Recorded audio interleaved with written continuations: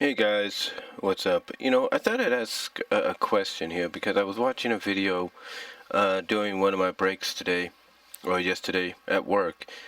Um, and I was watching this video, and if I can bring it up here for a second on my TV, it was by the amazing Lucas.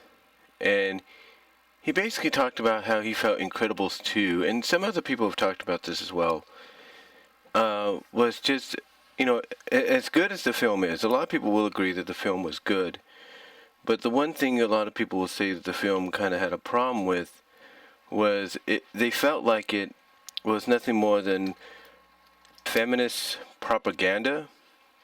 Now, I have not seen the film, although I've heard what people have said through spoiler videos, spoiler reviews, and stuff like, typed up spoiler reviews, video spoiler reviews, audio spoiler reviews, and stuff like that, Wikipedias.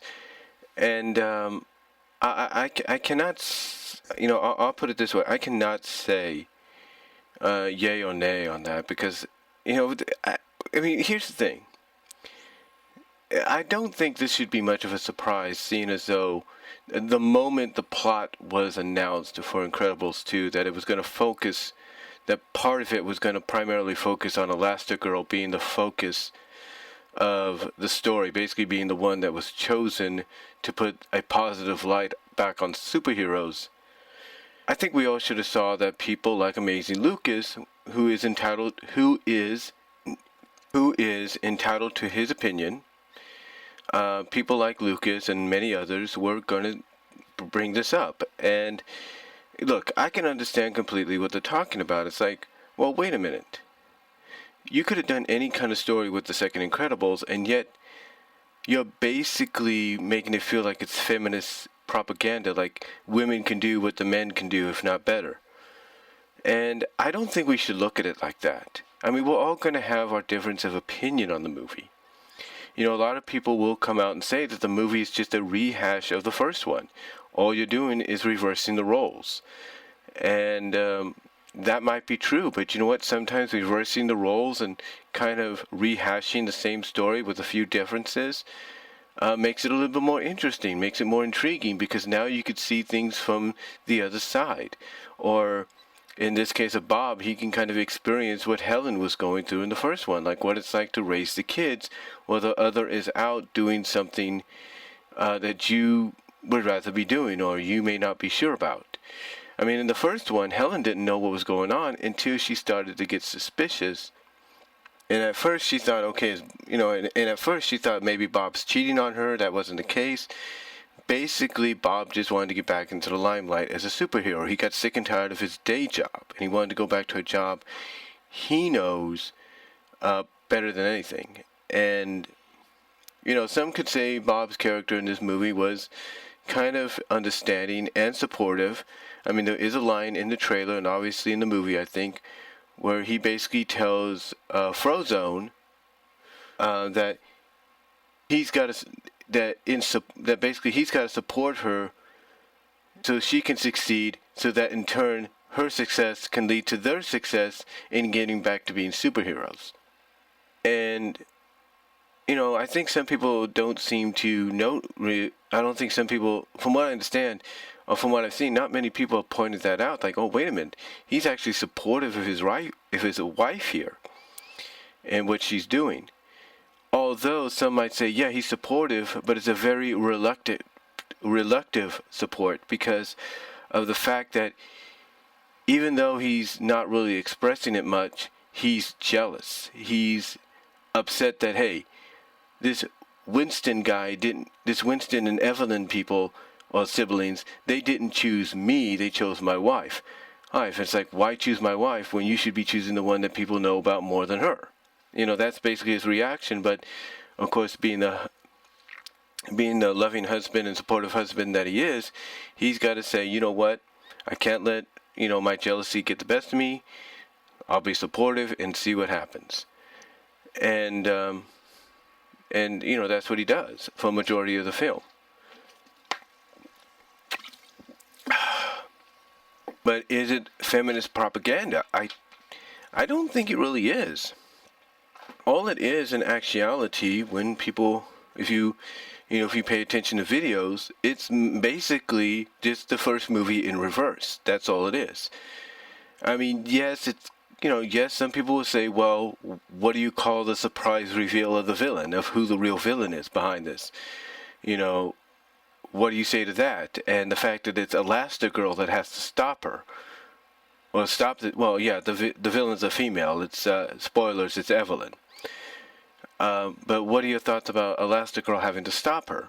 And it's like, well, you can't have Bob stop her. It's like, it wouldn't make sense. Well, I mean, I get what people are saying. It's like, well, you could have had Bob stop her. He's strong and everything. Here's the thing. What happens throughout the film becomes personal when you get to this part. It ends up making this situation at the end personal for Helen, for Elastigirl. So, in a sense, even with the villain being a female, is it feminist propaganda? No, it's not. I think basically what it is, and some people will point out that, hey, well, and some people will point out that, well, look what's going on. Look what's going on with superhero films. You got Wonder Woman, you got a possible Black Widow, you got Captain Marvel and all that, and these are all strong female lead characters. You got Black Widow and the Avengers, strong female lead characters. You can't tell us otherwise when it comes to this. And hey, you're entitled to your opinion. I'm not saying you aren't. I'm not saying you're not entitled, but what I'm saying is I don't think that's necessarily a reasoning. Okay? Obviously, in today's society, you're gonna have you're gonna have, you're gonna have studios, companies, wanting to showcase that women can do what the men do, just as good, if not better. You're gonna have that. There's no doubt. Is that trickled in here? In the eyes of many people, yeah, it is trickled in here. But if you put that aside, what you get is a decent movie. You get a good follow-up. You get a movie that's definitely worthy of the 14-year wait. Like basically from what I've been able to understand, it feels like nothing has really changed. It's like you just step back into the action because it starts off immediately where the first movie ends. Right off the bat. And if you put the whole is it feminine propaganda aside, you actually have an enjoyable movie. You do. And besides, if it was feminist propaganda, why would they have the lead superheroine in Elastigirl be hypnotized? Why would they have her be one of the first superheroes to be brainwashed and controlled temporarily by Evelyn? Why would she have them do that? Why would they have them do that? If this was feminist propaganda, they wouldn't. They wouldn't have Helen be put in that situation if it was all about feminist propaganda. Again, I can see what people are talking about, but you have to realize it's not totally that way. Now, some people might point out, well, what about Violet? Violet is a strong lead in this movie as well. It's got a strong role in this movie.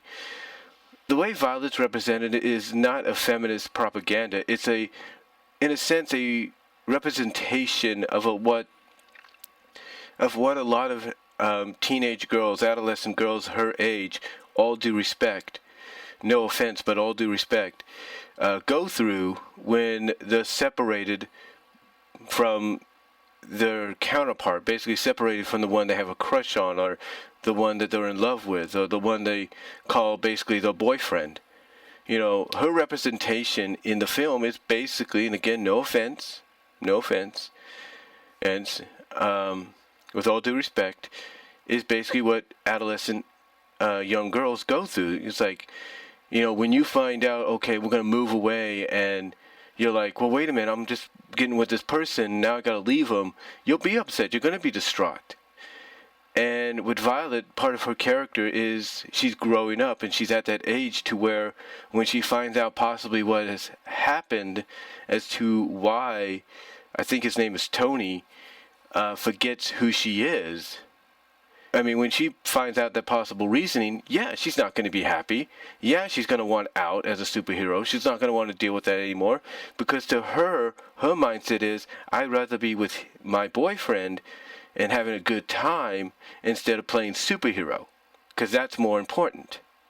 You know, in a sense, and also in a sense, with a character with, you know, the age group that she represents. And again, no disrespect, no offense. You know, with the age group she represents, she feels a bit of betrayal. You know, by her parents, by the fact that her parents didn't tell her, oh yeah, this is what's going to happen to all the citizens now, so they don't remember. You know, if she, here's how it looks like Violet's being portrayed here. Violet's being portrayed as basically someone that's like, she probably would have understood and accepted what happened, only if she had the chance to tell her boyfriend, hey, you might want to hide over here and out of sight of this mind wipe way or whatever, so that you don't get your mind erased and you'll be able to remember who I am. So, you know, yeah, her role in the movie is decent from what I understand, and it's good. And it's very relatable from, again, an adolescent, young female, young girl perspective, with all due respect and no offense. But is that part of the feminist propaganda? Absolutely not.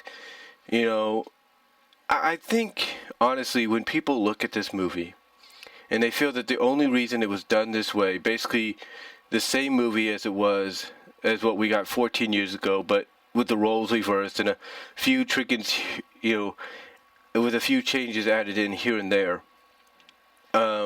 Basically, you know, I think, you know, again, I think when the role was announced, when this movie was announced, and how it was going to be played out and portrayed, and and from what everybody has seen, I think what we need to do is look at this and be like, and basically be like, look, it may seem like it's feminist propaganda, but it's not.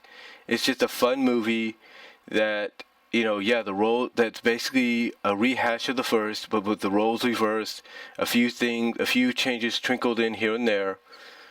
But overall, it's a enjoyable family movie. There's nothing feminine about it. There's nothing, you know, propagandistisch about it. It's basically an overall movie that, you know, that honestly we should just all sit back and enjoy and not worry about if it's sending some kind of message. Because if that was the case, people would be doing that with Black Widow right now. They'd be doing that with the upcoming Captain Marvel. They'd be doing that with Wonder Woman, if not already. You know, they'd be doing it with all these other female superhero characters, or female characters that are getting the spotlight on them. But they don't. Heck, they'd be doing that freaking MLP, and they probably have, but guess what? I haven't seen it. So the truth is, you know, and heck, they'd be doing it with Harley Quinn, or with the Harley Quinn character, depending on what media you see her in. They could be doing it with Batgirl, especially with the upcoming Batgirl and all that. You kind of get the idea. You know, they have all these opportunities to do that, but they don't. Why? Because they know that there is no propaganda in there. There is no feminist propaganda. There might be a slight jab here and there, or a slight reference here and there, or a nod, but nothing major. And when I look at Incredibles 2, even though I haven't really seen it, but when I look at it from someone else's perspective that has seen it, I don't think there is any propaganda in there. I don't think there is any feminist propaganda. I think it's just an enjoyable film that, you know, some people at times, because of the way it's structured, you know, roles reversed and everything, take it too seriously and feel that that out of all companies, Disney should not be doing that. Should not be falling in this trap. But, you know, again, everybody like Lucas and all of them are entitled to their opinions. So I look at it this way: if you believe that's what the message the movie's sending, hey, that's your opinion. You're entitled to it. But my response is, I don't see it. I don't think there's anything there, and I think we should just leave it. I think we should just drop it and enjoy the film for what it is. So let me know what you guys think though down below. Comment if you like, and I will talk to y'all later.